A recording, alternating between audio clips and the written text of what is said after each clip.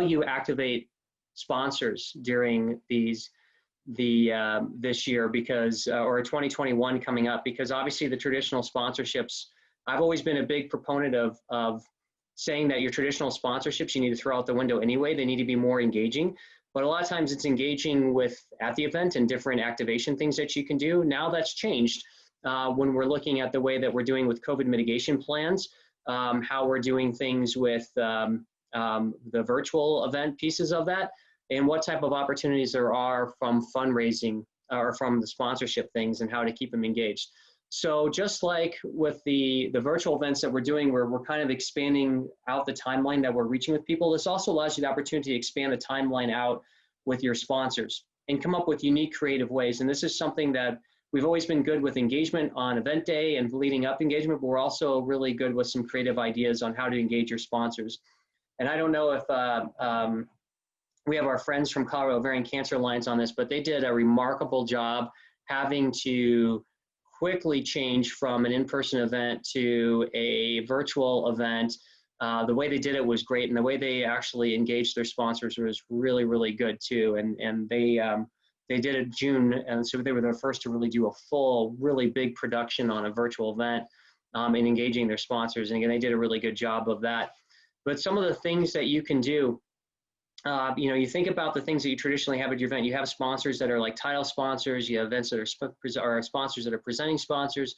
You might have a presenting or a sponsor for being your official running shoe, or and sometimes you have sponsors. Obviously, we know in the charity world you have sponsors. Two reasons sponsors get involved: they're looking for an ROI, they want to be attached to a charity, or they're looking because they have a direct tie to the charity and they're doing things a bit more altruistic, so they're not concerned so much about the sponsor benefits.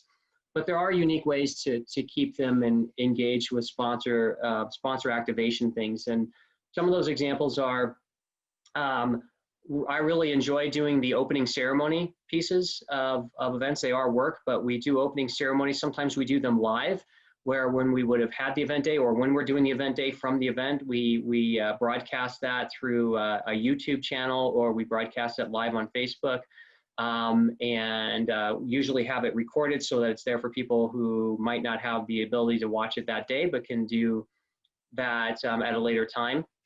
But doing the opening ceremonies, and they typically aren't very long. They might be 15, 20 minutes. For Rudolph Ramble, we made it very simple. We had Santa address everybody. He was on there for about 4 or 5 minutes. We actually did a pre-recorded of it and just shared the video through our email channel and online, our social media, and had it available. So we notified all the participants to watch it at their convenience. And then we had a wonderful friend of mine who sang the national anthem. And that was pretty simple. We've done some things where we've been a little bit more elaborate, where we've done a virtual opening ceremony, and we've had people out at various locations because they're with teams and they're going to do the event virtually. And we've done a remote with them through their phone, through usually this channel, Zoom, and broadcast them out and have interviewed them, show that they're involved. And we've done programs talking about, like for a charity example, we talked about the needs and the reasons of the charity, research, like new research, if it's a cancer facility or whatnot that can be there, or different programs they're doing. So it's a way to share information and get that across people. And we've seen that's a great way for sponsors to be involved, because not only can they be involved in saying why they're involved, and maybe also talking about what they're doing to help support the organization, but it also allows them to sponsor those opening ceremonies, closing ceremonies. We do somewhat things similar. Sometimes we've done closing ceremonies where we've actually had people together and done award announcements, or sometimes I've done on what I typically like to do and people seem to enjoy is a recap slideshow, or even a video where I'll take pictures that have been sent around or from our in-person events and combine them together, people doing it, from their sharing their messages, video messages or their written messages, doing a award ceremony through that, a costume contest, showing who the winners are and sharing that out, usually something that's 5 to 10 minutes long. And that's a great way that people can sponsor that too. The app that I spoke about earlier, that when people are running or walking, it plays, messages play through their smart devices, whether they're at the event or whenever they choose to do it virtually. That's a great way for sponsor messages to be involved in that. Or a sponsor to talk about their, hey, we're sponsoring, please come support us, our business, or just even to share information or even to sponsor the whole program. Photos for in-person events, photos are still popular, even though the people may not be able to gather together. It's even, I think, even more important or been more fun for people with those photos. We always offer free photos to our events for the events that we own, but getting a sponsor for that is great, and they can be sponsoring that. They can be, their logos and stuff can be there, and there can be some really unique activation things. We've seen, I think, which has been very clever, is that some of the sponsors, or maybe some of, like if you typically have a large post-event expo, or maybe if you're a large event and you have a pre-event expo, having a virtual expo where people are kind of going through and checking out each of the things. I don't know how well and exciting that is, but what I have seen that I thought was pretty neat is some of them they've had mini webinars that they've shared with their participants. So leading up to it, maybe you have some of the cool sports massage tools that we have come out.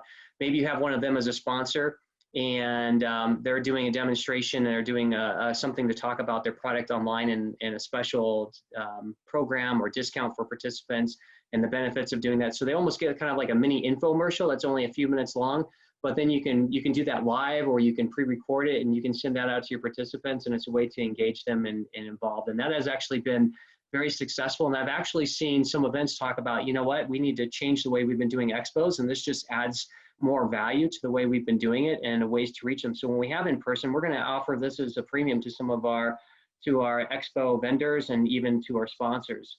So there's a lot of unique and interesting ways to activate sponsorship. So I think I would tell you that with this world of hybrid and new ways to do this, is that it's given you, while it seems like, wow, I don't know how I get my sponsors now. I actually think it gives you more opportunity to have unique ways to engage your sponsors for a longer period of time leading up to your event and after your event. Also changed a lot of what we do. Not only have safety has always been a big part of what we do, but it's even been more so with COVID. So the mitigation plans and helping with those relationships with your local permitting offices and your Department of Health. We've been very good at working with them, and we're happy to work with them on your behalf on those areas. Additionally, what your needs are in virtual world. We have been doing a lot of broadcasting and video work on creating the opening ceremonies and closing ceremonies, and even the fulfillment pieces as you look to do your hybrid events, or if you're doing virtual events, on getting stuff out there. And in the past, we used to say, gosh, if you have an event that's 500 people or less, or even 1,000 people or less, doing an advanced packet pickup isn't really necessary, because a lot of people just want to show up event day. Well, for all of our events now, regardless of size, we're doing advanced packet pickups, and we're strongly encouraging people to do that. Those are things that we can also manage on your behalf at HAL Sports. So, certainly reach out to us. We're here to support you. A lot of this can be overwhelming. We were, talking with one of our really wonderful clients the other day, and the whole idea of having the hybrid seemed overwhelming to them, and all the mitigation for their in-person seemed overwhelming to them. They just didn't really understand how they potentially could do all this. And, we told them we're the ones that have your back on this. We're going to be doing all the heavy lifting on this. We have all the infrastructure for your in-person event to make sure it goes well. You focus on getting participants there. We'll help manage all the rest of that. So we're there to make this process as painless as possible with all the additional organization and stuff that comes into it. Thank you, everybody, and have a very safe and wonderful day.